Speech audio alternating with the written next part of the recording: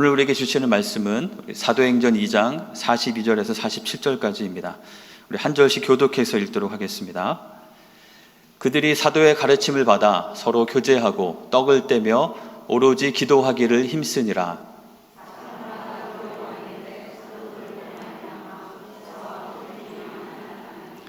믿는 사람이 다 함께 있어 모든 물건을 서로 통용하고 또 재산과 소유를 팔아 각 사람의 필요를 따라 나눠주며 날마다 마음을 같이하여 성전에 모이기를 힘쓰고 집에서 떡을 떼며 기쁨과 순전한 마음으로 음식을 먹고 하나님을 찬미하며 또 온 백성에게 칭송을 받으니 주께서 구원받는 사람을 날마다 더하게 하시니라. 아멘. 오늘 말씀의 제목은 건강한 교회를 위하여라는 제목입니다. 건강한 교회는 과연 어떤 교회일까? 제가 AI한테 건강한 교회를 한번 그려봐 이렇게 했더니 저 그림을 보여줬습니다. 저 그림이 왜 건강한 그림인지 제가 잘 모르겠지만 어쨌든 여러분 건강한 교회라고 하면 여러분에게는 어떤 그림들이 그려지시는지요? 저 그림에 보면 모두가 다 환영받는다라는 말도 있고 굉장히 다양한 연령층의 다양한 사람들이 다양한 활동들을 하고 있고 꽃도 펴 있고 어떤 식물을 재배하기도 하는 그런 것들을 통해서 뭔가 건강한 교회의 모습을 나타내려고 한 것이 아닌가 생각이 듭니다. 건강한 교회, 어떤 것이 과연 건강한 교회이고 우리는 어떻게 하면 그런 건강한 교회가 될 수 있을까? 우리는 이런 질문을 왜 해야 되는 것일까요? 여러분 정말 어떠한 교회가 건강한 교회일까요? 우리 교회는 건강한 교회일까요? 우리 교회가 더 건강한 교회가 되기 위해서 우리에게 더 새로워지고 더 세워져야 할 것은 무엇일까요? 우리에게 바뀌어져야 하는 것은 과연 무엇일까요? 우리는 왜 이러한 질문들을 하고 이런 생각들을 해야 될까? 우리가 그냥 내일 하면서 내 삶 살아가기도 바쁜데 내가 교회까지 신경 써야 되나? 이런 생각을 하시는 분도 혹시 있으실지 모르겠습니다. 하지만 건강한 교회, 우리가 이루는 교회가 건강한 교회가 되는 것은 우리의 삶에 매우 중요한 것임을 다시 한번 생각하게 됩니다. 하나님께서 우리에게 허락하신 이 땅에서의 삶을 살아가는 것, 우리에게 주신 그 귀한 생명의 시간들 안에 있는 그 놀라운 기회들 하나하나가 그냥 없어져 버리지 않고 잘 살아나서 그것이 발현되어서 하나님의 놀라운 은혜를 우리가만 경험할 뿐만 아니라 하나님의 나라를 이 세상 가운데, 이 땅 가운데 이루어가는 그 일들을 이루어가기 위해서 주님께서 우리를 구원하시고 주님의 몸에 속하게 하셔서 우리로 하여금 이루게 하시는 이 교회가 그저 존재하는, 그냥 그저 있는 것이 아니라 정말 건강하게 잘 성장하고 제 기능을 잘 발휘하는 그런 교회가 되는 것은 너무나 중요한 일일 줄 믿습니다. 그리고 더 중요한 것은 바로 우리 자신이 그 건강한 교회가 되어서 우리가 이루는 이 교회가 정말 건강한 교회가 되어서 하나님께서 우리에게 주신 삶을, 이 모든 기회들을 아름답게 만들어가는 우리가 되어야 하기 때문인 줄 믿습니다. 우리의 몸도 건강함이 중요하죠.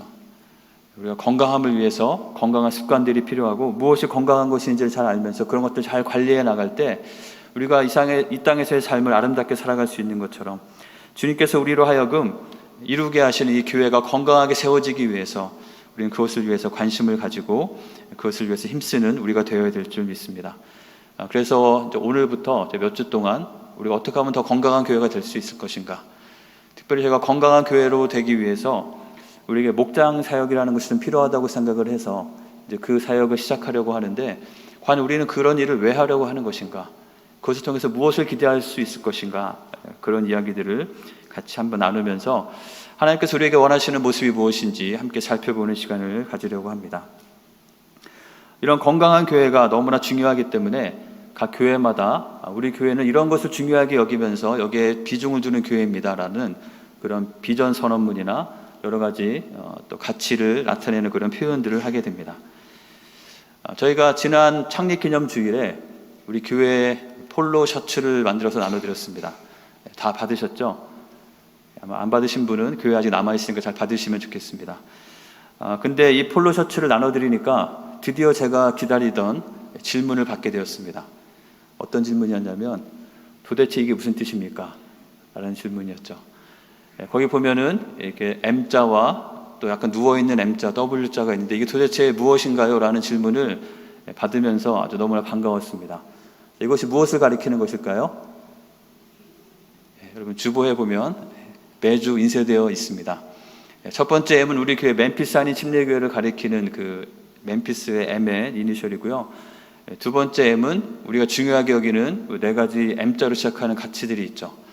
만남과 말씀과 사명과 사역.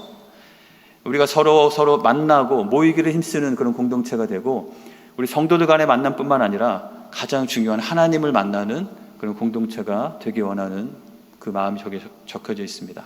우리가 함께 만나고 모이면 우리가 해야 될 것은 그저 재미있기만 하고 함께 모여있는 것으로 만족하는 것이 아니라 그 가운데 우리를 향하신 하나님의 뜻이 무엇인지, 하나님의 말씀을 함께 듣고 그 말씀 가운데 우리에게 맡기시는 사명이 무엇인지를 발견해서 그것을 위해서 함께 힘써 일하고 사역하는 그런 공동체가 될 때 우리 교회가 건강한 교회가 될 것이라고 믿는 것이죠. 그것을 위해서 우리는 위로 늘 하나님을 향하고 안으로 늘 서로를 향하고 바깥으로 우리가 섬겨야 될 세상을 바라보며 또 앞으로 다음 세대들을 바라보면서 이런 일들을 공동체를 이루어가기 원하는 것이 이 M과 W 안에 담겨져 있는 우리 교회의 가치들입니다. 요즘에 운동하시는 분들이 막 많아지면서 정말 만남이 잘 활성화되는 것에 대해서 너무 감사한 것 같습니다.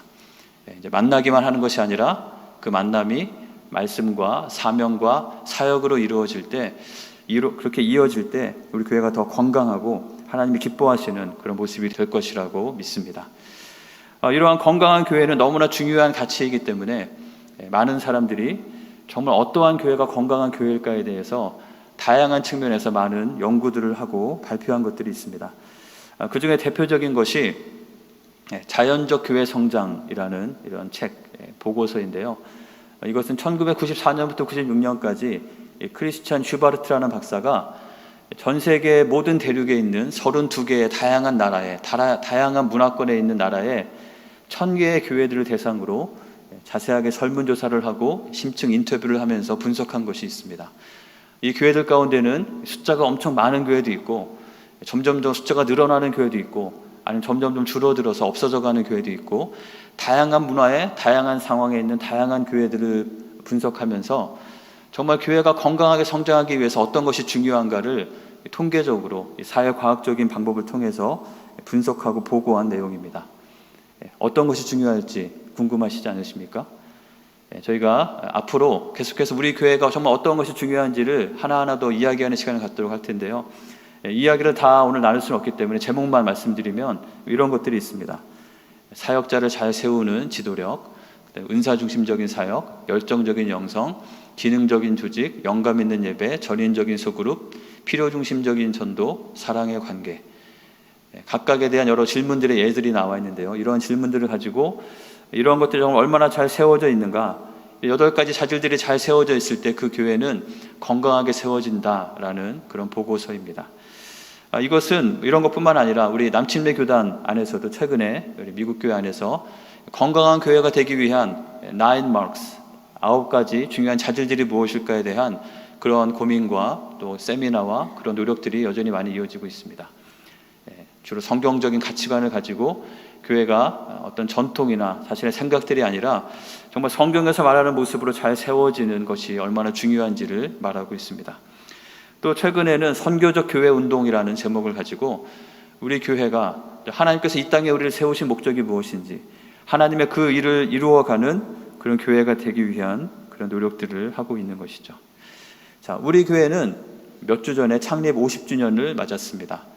제가 창립 50주년을 맞으면서 한 가지 제가 강조한 것이 있죠. 50주년이 되는 해는 무슨 해라고 했습니까? 희년이라는 말을 썼습니다. 희년은 기쁨의 해이고 주의 은혜의 해입니다. 구약 이스라엘에게 주셨던 희년의 그 제도 가운데는 지난 50년 동안 있었던 모든 것, 그 가운데 얽매인 것들을 다 자유롭게 하고 새롭게 리셋을 해서 리스타트, 다시 시작할 수 있게 하는 그 은혜가 있는 시간이 바로 이 희년의 시간이었던 것이죠. 저희도 지난 50년을 보내고 또 새로운 50년을 맞이하면서 우리 교회에 특별히 더 중요한 의미로 오는 말씀인 것 같습니다. 하나님께서 우리 가운데 함께 하셨던 은혜를 감사할 뿐만 아니라 우리 가운데 새로워져야 될 것이 무엇인지를 하나하나 재정비하면서 앞으로의 우리의 시간들이 우리 교회가 더 건강한 교회가 되기 위해서 우리가 준비하고 더 갖추어가는 그런 시간이 되기를 원합니다. 그러한 일환으로 우리가 건물 이름도 정하고 여러 가지 또 새로운 사역도 돌아보게 되는데요. 우리 하나하나에 같이 관심을 가지시고 또 적극적으로 참여해 주시면 감사하겠습니다. 우리가 정말 어떠한 교회가 되어야 될 것인가에 대해서 여러 가지 이런 연구들도 있고 많은 발표 자료들도 있지만 우리가 그 모든 것을 보기에 앞서서 가장 근본적으로 성경에 나와 있는 초대교회의 모습을 먼저 한번 살펴보는 시간을 가지려고 합니다. 과연 초대교회, 이 땅에 예수님께서 승천하시고 성령께서 임하신 다음에 처음으로 생겼던 그 믿음의 공동체 안에는 과연 어떠한 모습들이 있었을까? 우리가 단순히 그냥 교회로 존재하는 것이 아니라 정말 진정한 교회됨을 이루기 위해서 그 초대교회 가운데 있었던 우리에게도 회복되어야 될 그 모습이 과연 무엇일까를 같이 살펴보려고 합니다. 초대교회 사람들, 그들은 모여서 무엇을 했을까요? 그들의 교회됨의 본질은 과연 무엇이었을까요? 여러분은 교회이십니까? 우리의 교회됨의 본질은 무엇이라고 말할 수 있을까요? 어떤 형식적인 모습은 아마도 대표적으로 주일날, 일요일날 아침이 되면 정해진 장소, 이곳에 함께 모여서 함께 예배하는 사람들, 우리 함께 모여있는 우리를 교회라고 할 것입니다. 우리의 본질을 담을 수 있는 중요한 그런 형식적인 틀이기 때문에 이러한 시간들과 이러한 모임은 매우 중요하고 우리가 가볍게 여겨서는 안 되겠죠. 하지만 중요한 것은 우리의 교회됨은 단순히 우리가 일주일에 한 번씩 정한 시간에 정한 장소에 함께 모여 있는다고 해서 우리에게 반드시 이루어지는 것은 아닐 수 있다는 것이죠. 우리가 매주 열심히 모이긴 했지만 그 모임이 교회가 아니라 그저 사회적인 어떤 모임과 사회적인 사교 집단과 또는 그냥 군중에 불과할 수도 있다는 것입니다. 우리가 정말 교회됨을 이루기 위해서는 그런 형식적인 틀 안에 우리가 정말 더 중요한 본질을 잘 갖추어가는 것이 너무나 중요하다고 믿습니다. 이 초대교회의 모습 가운데는 바로 그러한 본질들이 있었던 것이죠. 오늘 그 본질이 무엇인지를 같이 생각해 보면서 나의 삶 가운데도 과연 이러한 모습들이 잘 세워져 있는가? 우리 교회 안에 이런 것이 어떠한 상태인가? 우리는 이것을 어떻게 다시 잘 정비하고 세워갈 것인가? 함께 말씀을 통해서 주님께서 우리에게 주시는 말씀을 듣기 원합니다. 오늘 읽은 본문은 사도행전 2장인데요. 사도행전 2장에서는 성령의 강림하심으로 말미암아 많은 사람들이 성령의 말하게 하심을 따라서 말을 했는데 그곳에 모여있던 다양한 지역에서 왔던 유대인들이 각각 자기의 모국어로 그 말들을 알아듣는 신비한 일들이 일어나게 됐습니다. 그리고 그 중에서 베드로가 일어나서 그 모인 많은 사람들을 향해서 그가 설교했을 때 40절에 있는 것처럼 여러 말로 확증하며 권하여 이르되 뭐라고 설교를 했을까요? 너희가 이 패역한 세대에서 구원을 받으라. 너희가 회개하고 하나님께로 돌아와서 하나님께서 너희에게 정말 주시기 원하시는 참된 구원과 하나님과 함께하는 바른 삶을 살기 원한다라고 하나님께서 주시는 성령의 메시지를 전했을 때 사람들의 반응이 어떠한 반응이 일어났습니까? 41절에 보시면 그 말을 받은 사람들은 침례를 받음에 이날에 신도의 수가 3,000이나 더하더라. 그냥 많은 사람들이 3,000명만 모여 있어도 대단한 일일 텐데 그냥 모여있던 사람이 3,000명이 아니라 이런 베드로의 설교를 듣고 성령의 감동을 받아서 그들의 삶을 회개하고 하나님 앞에 헌신하기로 결단하고 침례를 받고 믿는 자, 신도가 된 사람만 3,000명이었다고 기록하고 있는 것이죠. 자, 그래서 42절에 그들은 누구일까요? 바로 이러한 3,000명의 사람들을 가리키는 것입니다. 사도들과 함께 새로운 공동체를 이루게 된, 새로운 모임을 갖게 된, 함께 모이게 된 그들이 바로 초대교회의 사람들이고 그들이 무엇을 했는지가 오늘 본문 가운데 기록되어 있는 것이죠. 42절 끝부분에 보면 그들이 힘쓰니라 라고 되어 있습니다. 이 힘쓰니라라는 말은 헬러 제가 원문을 찾아보니까요, 이 동사의 시제가 현재 분사형으로 되어 있습니다. 헬라어에서 현재 분사형은 어떤 행동을 가리킬 때 쓰는 표현이냐면 어떤 것이 한 번 일어나고 끝나는 것이 아니라 계속해서 반복해서 계속 지속적으로 일어나고 있는 일을 가리킬 때 쓰는 그런 문법적인 시제가 현재 진행형입니다. 그러니까 그들은 계속해서 무엇인가를 한 번 하고 끝난 것이 아니라 계속 반복해서 지속적으로 하고 있었다는 것이죠. 그리고 힘쓴이라는 단어 자체의 뜻도 무엇인가를 끊임없이 포기하지 않고 흔들림 없이 지속하다라는 단어입니다. 이 초대교회에 성령의 역사하심을 따라서 생겨난 그 공동체, 그리고 그들이 그 안에서 정말 함께하면서 그들 가운데 있었던 놀라운 역동적인 모습이 있었던, 그래서 우리가 어떤 교회가 되어야 할까라고 생각할 때 다시 한번 돌아가면서 그 모습이 어떤지를 살펴보고 우리도 본받아야 한다고 하는 그 초대교회의 모습이 무엇이었는지를 이 42절에 잘 요약되어 있는 말씀 가운데 하나씩 살펴보도록 하겠습니다. 자, 그들이 그렇게 열심히 힘쓰고 열심히 노력했던, 그들이 계속해서 지속해서 하라고 했던 것은 과연 어떤 모습들이었을까요? 첫 번째는 그들은 사도의 가르침을 받기에 힘썼습니다. 이 42절은 원문 구조를 보면 이렇게 네 문장으로 나눠서 쓸 수 있습니다. 그들은 사도의 가르침을 받기에 힘썼습니다. 그들은 또 그 다음 것을 위해서 힘썼습니다. 그들은 또 그 다음 것을 위해서 힘썼습니다. 그들은 또 그 다음 것을 위해서 힘썼습니다. 이 네 가지를 그들이 힘썼다고 기록하고 있는데, 그 첫 번째가 바로 사도의 가르침을 받기에 힘썼다는 것이죠. 한 번 말씀을 듣고 끝난 것이 아니라 그들은 모일 때마다 사도들을 통해서 주시는 하나님의 말씀을 듣기에 힘쓰고 그것에 집중했다는 뜻입니다. 특별히 이러한 모습은 이어지는 43절에 보면 이러한 표현들로 이어지고 있습니다. 사람마다 두려워하는데 사도들로 말미암아 기사와 표적이 많이 나타났다.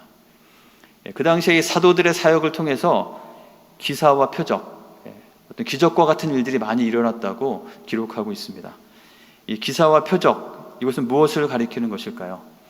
그 당시에 실제로 있었던, 예수님께서 사역하셨던 것과 마찬가지로 이 사도들과 초대교회 성도들의 그 사역을 통해서 많은 놀라운 기적과 같은 일들이 일어났던 것입니다.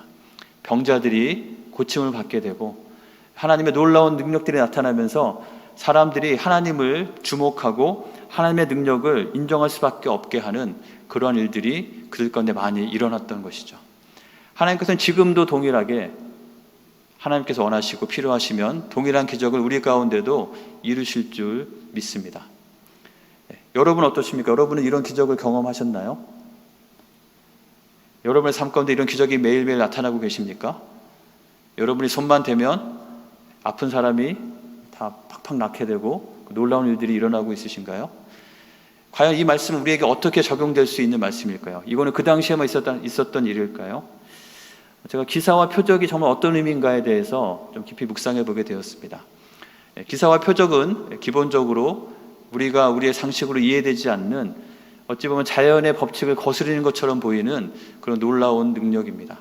그래서 하나님께서 하시는 것이라고밖에 고백할 수 없는 그런 일들인 것이죠.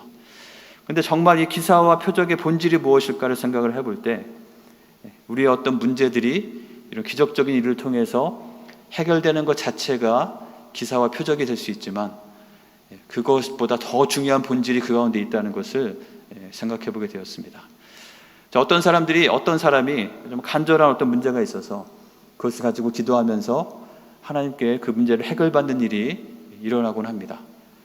그런데 우리가 경험적으로 우리 주변에서 많이 바라볼 때 한 가지 안타까운 것은, 그런 놀라운 기적을 경험했으면 그의 믿음이 흔들리지 않아야 될 텐데 시간이 지나면서 그의 마음이 달라지고 예전에 간절할 때와 다른 그런 모습으로 그 모습이 변질되는 것들을 이렇게 보게 되는 것이죠.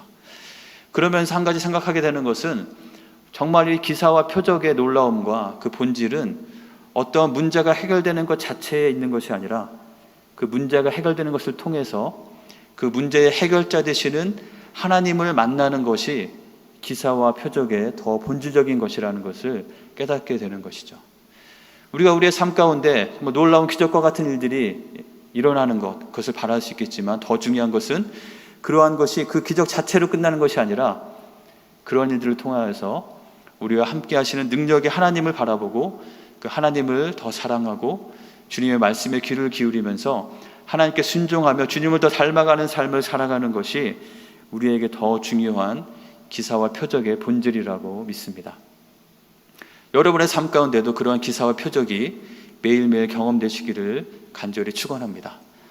그것은 무엇이냐면 하나님의 말씀으로 말미암아 우리가 주님을 사랑하는 것 때문에 나의 삶 가운데 내가 이렇게 할 수 없었던 일들이 가능하게 되는 일들입니다. 어떤 일들이 있을까요? 내가 정말 용서할 수 없는 그 어떤 사람이 있을 때 나의 마음으로 용서하는 것이 정말 불가능하죠. 하지만 하나님께서 나에게 그를 용서할 수 있는 마음을 주시고 그를 품을 수 있는, 그를 위해서 기도할 수 있는 마음을 주신다면 그것은 정말 놀라운 기적일 것입니다. 우리의 삶 가운데 내가 정말 하고 싶지 않은 일들이 있었지만 하나님을 사랑함으로 하나님의 말씀을 묵상하는 가운데 하나님께서 감동을 주시고 도전을 주셔서 내가 그 말씀을 따라서 순종하며 그 일들을 행하게 되는 것. 내가 너무나 좋아하고 맨날 하던 것이지만 하나님께서 원치 않으신다는 하나님의 뜻을 깨닫고 나서 그 일을 멈추게 되는 것. 그런 것들이 지금도 우리의 삶 가운데 말씀을 듣고 가르침을 받기에 힘쓰면서 우리 가운데 나타나고 경험되어야 될 놀라운 기적과 표적이라고 믿습니다. 여러분의 삶에는 그런 기적과 표적이 생생하게 나타나고 있으신가요?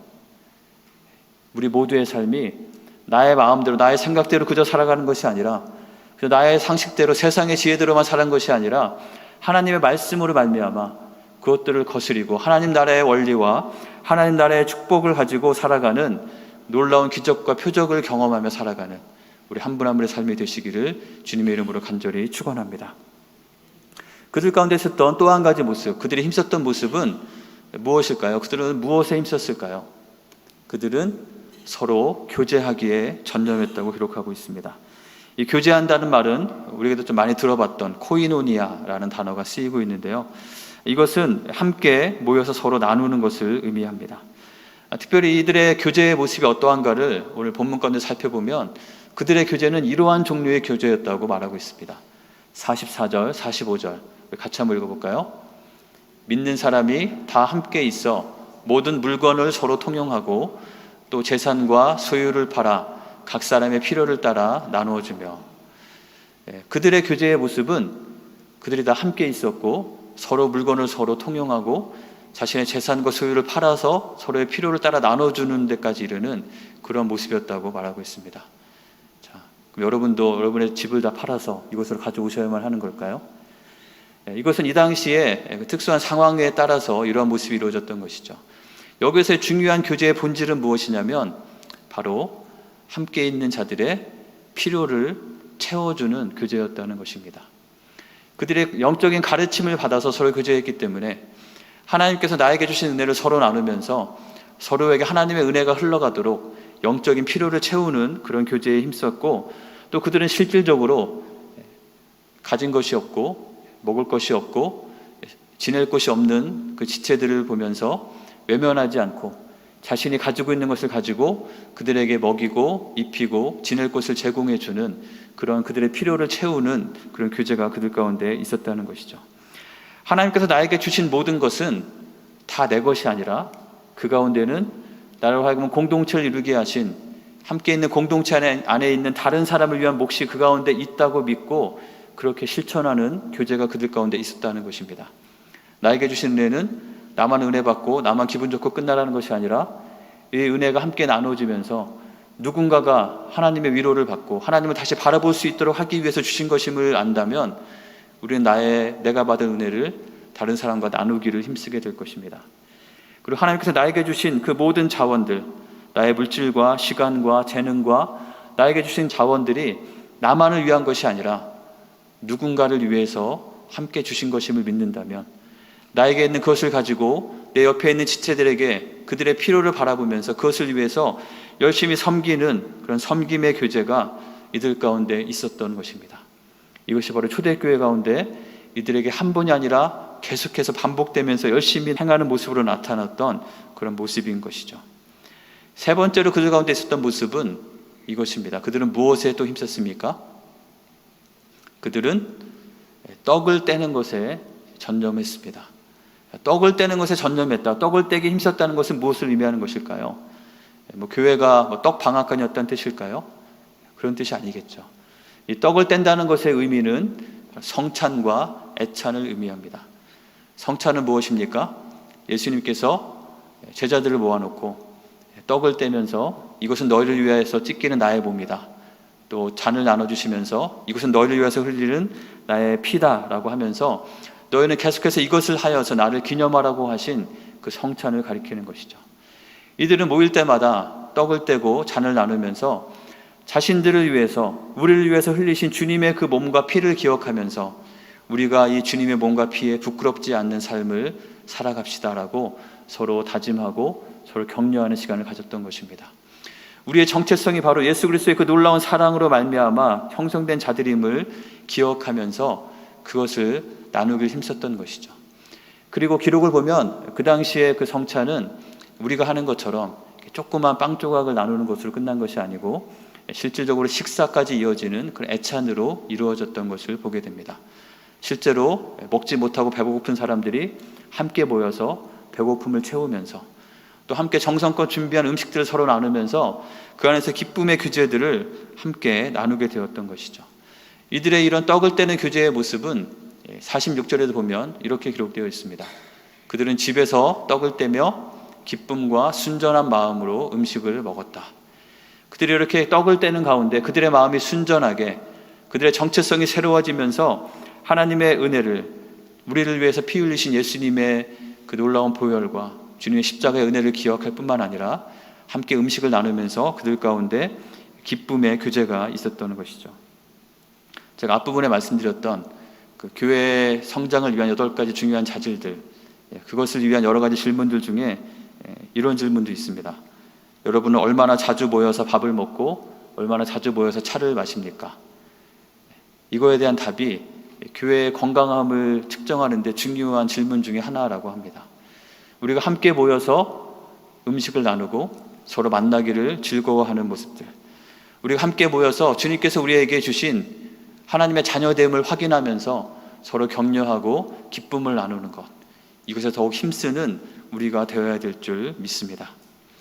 마지막으로 말하는 것은 그들은 무엇에 힘썼다고 말하고 있을까요? 그들은 오로지 기도하기에 힘쓰니라. 그들은 함께 기도하기를 전념하는 그런 공동체였습니다. 그들의 교회됨은 함께 그들이 모여서 말씀을 듣기에 힘쓰고 서로 교제하며 서로의 필요를 섬기기에 힘쓰고 서로 함께 떡을 떼며 그들의 정체성을 확인하며 함께 음식을 나누며 함께 기쁨을 나누기에 힘쓰고, 또한 그들은 서로를 위해서 또 함께 하나님을 바라보며 함께 기도하기를 힘쓰는 그런 공동체였다고 말하고 있는 것이죠. 오늘 본문 가운데 이 하나님께 기도하는 모습은 47절에서 이런 표현에 해당되는 것이 아닐까 묵상해 보았습니다. 바로 하나님을 찬미하는 모습인 것이죠.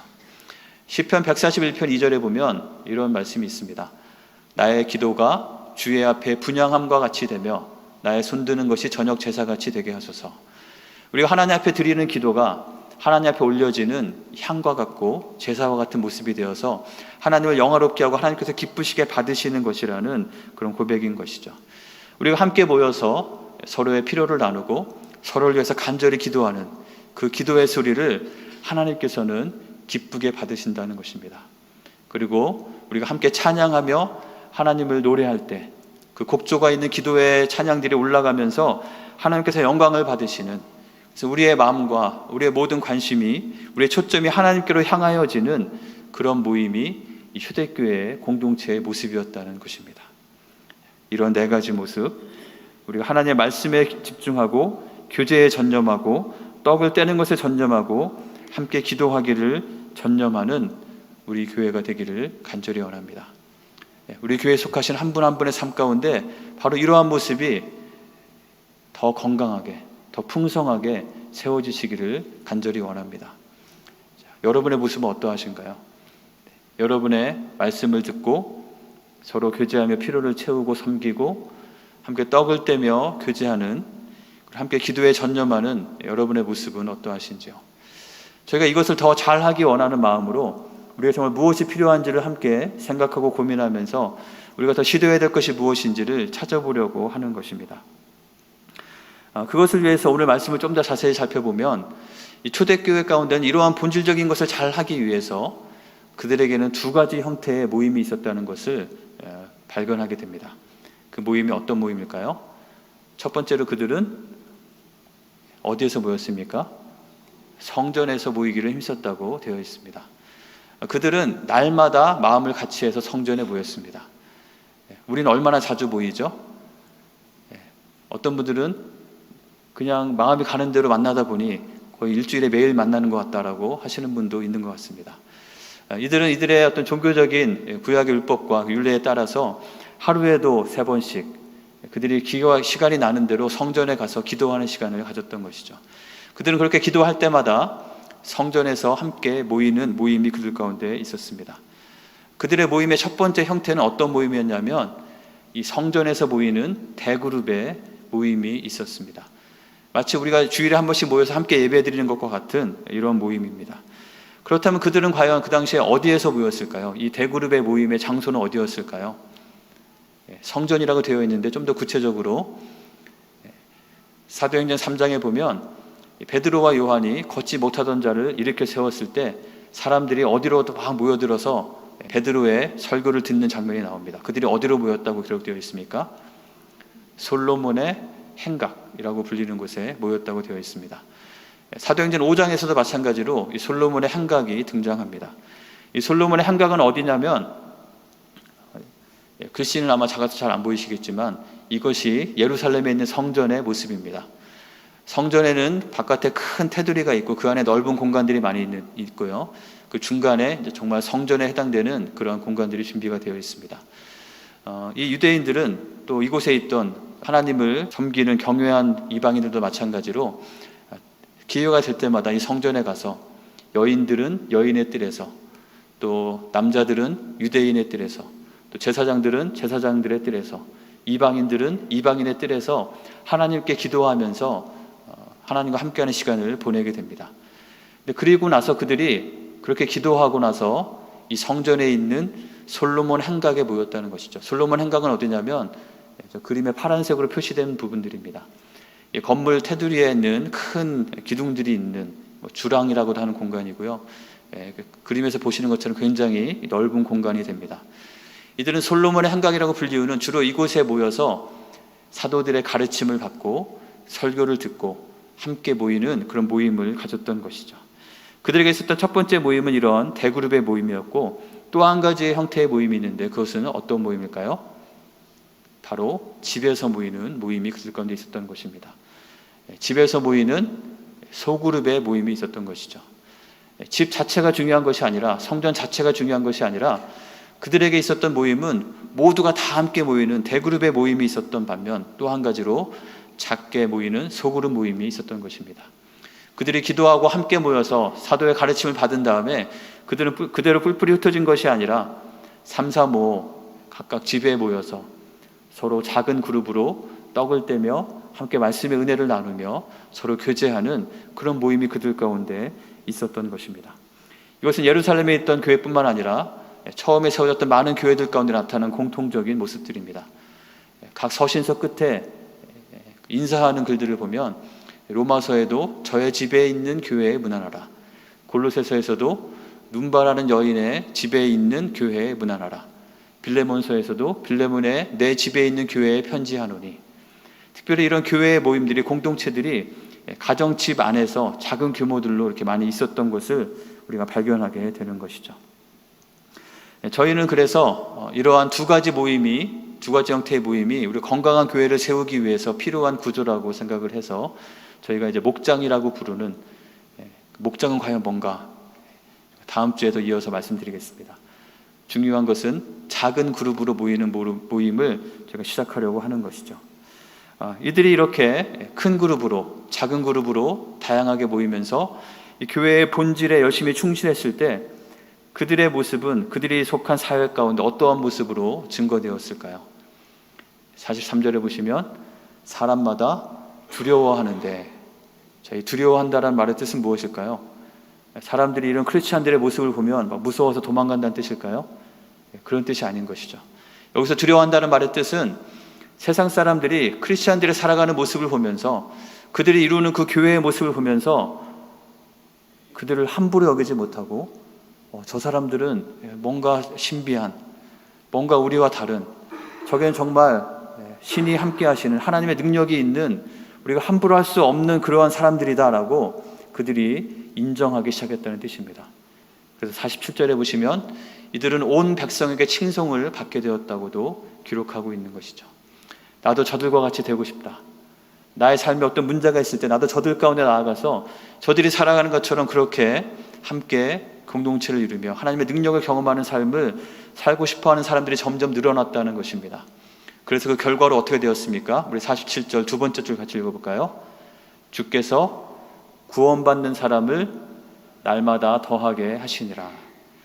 그 결과로 하나님께서는 구원받는 사람들이 날마다 더하게 하셨다고 기록하고 있습니다. 이것은 단순히 예루살렘 교회가, 이 초대교회가 엄청나게 큰 대형교회가 되었다는 것을 의미하는 것이 아니죠. 단순히 출석이 엄청나게 늘고 헌금이 늘었다는 것을 말하는 것이 아닙니다. 여기서 말하는 구원받는 자들이 날마다 더하게 됐다는 것은 무슨 뜻일까요?